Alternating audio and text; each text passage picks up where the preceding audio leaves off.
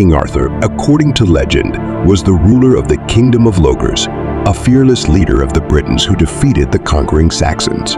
The most famous of the Celtic heroes, the main figure of the British epic, and many chivalric legends and Roman historians accept the version that the historical prototype of Arthur actually existed.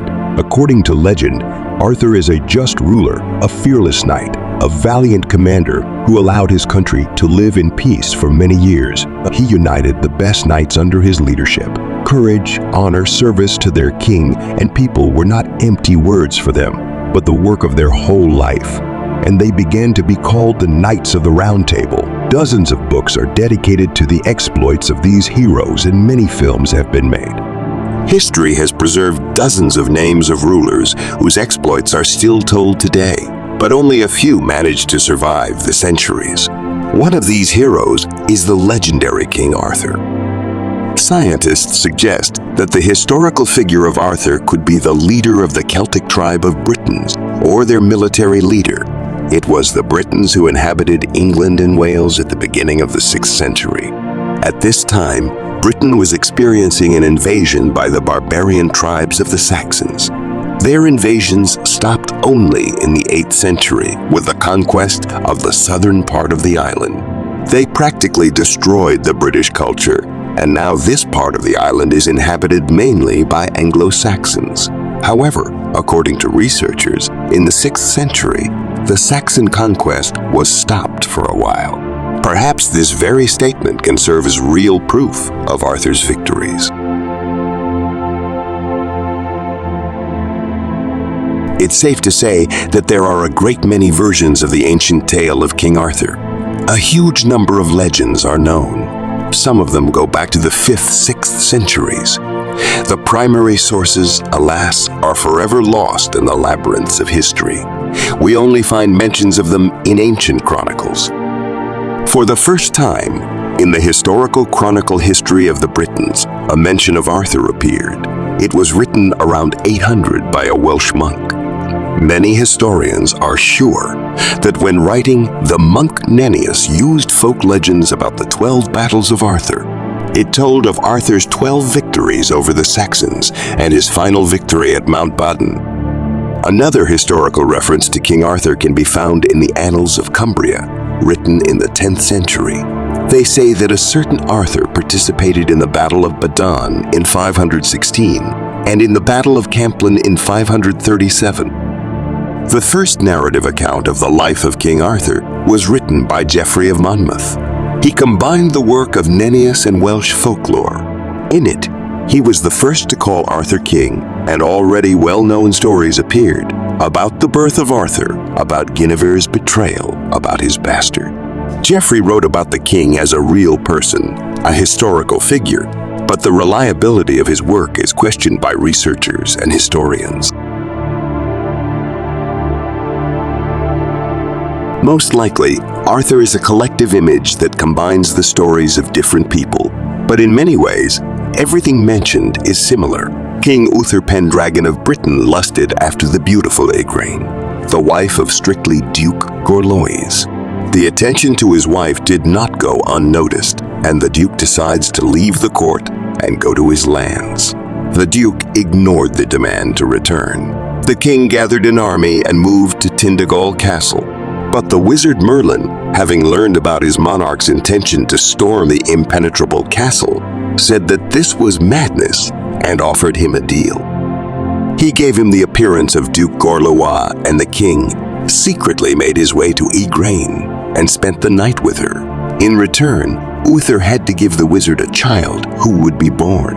After the murder of old Gorlois, King Uther married the widow, and by agreement gave the born baby to Merlin, but they failed to give birth to another son.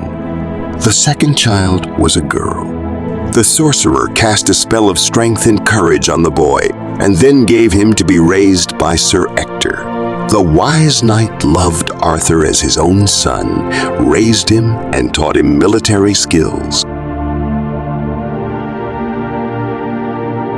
After the poisoning of King Uther, the question of succession to the throne arose, and then the cunning Merlin and the Bishop of Canterbury showed the assembled knights the sword in the stone, on which there was an inscription that the one who takes out the sword is by birthright the King of the land of England.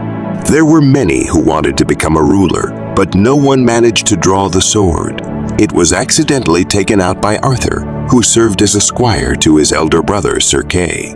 Then Merlin revealed the secret of his birth and proclaimed him king. The knights who dreamed of taking the throne were unhappy with this development of events.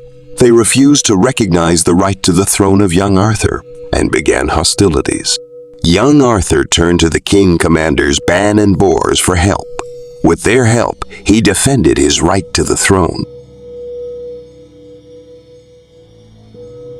Arthur settled in the city of Camelot, but there is a version that the castle was called Camelot and gathered his friends and famous knights from all over the world. In order to equalize the rights of such a diverse team and avoid unnecessary quarrels and insults, Merlin gave him the Round Table, which equalized the rights of everyone who sat at it. The name of King Arthur is associated with well-known and familiar names to all of us: Percival, Galahad, Gawain, and of course the famous Knight Lancelot. Brave men went down in history as defenders of the disadvantaged, liberators of lands from invaders of lands from invaders. They were conquerors of the hearts of beautiful ladies and conquerors of fairy tale creatures and magicians, seekers of the mythical Grail. Merlin often visited Arthur in Camelot, often for educational purposes. He called for avoiding lies and hypocrisy, raised the morale of the knights, and set them up to do good deeds. During his reign, which lasted for many years, the legendary King Arthur managed to save his state from civil strife, stop the Saxon invasion, and achieve peace and prosperity. The sword that Arthur obtained from the stone was broken in a duel with Sir Pellinore, and Arthur turned to the wizard Merlin for help, who promised the young king that he would have a new, special sword. The Lady of Lake Vautelan handed Arthur the sword that the elves had forged for him, but with one condition. The sword could be taken out of its scabbard only to perform good deeds and return it to her when the time came. The magic sword was called Excalibur. It struck without a miss, and its sheath was better than any armor.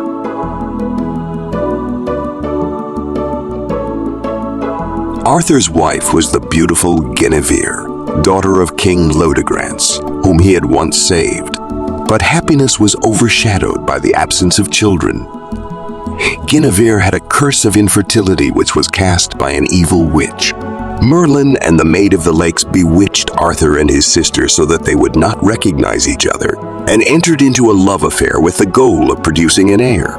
But it so happened that the illegitimate son of Mordred was raised by evil sorcerers. The bastard grew up to be a treacherous and evil man who dreamed only of power. The news of the seizure of the throne caught the king on the road. He decides to return urgently. The army of the impostor and Arthur met on the Comlan field. It was decided to negotiate, but during the meeting, one of the knights was bitten by a snake. He pulled out his sword, and this was regarded by the enemy as the beginning of an attack. Both troops suffered heavy losses. Many were killed or wounded. Mordred himself was struck down by Arthur, but he managed to mortally wound the king. The dying ruler ordered Sir Bedivere to return the sword Excalibur to the Lady of the Lake. According to legend, Arthur was taken to the island of Avalon, and there he sleeps, waiting for the day of need, when he will wake up in order to save Britain.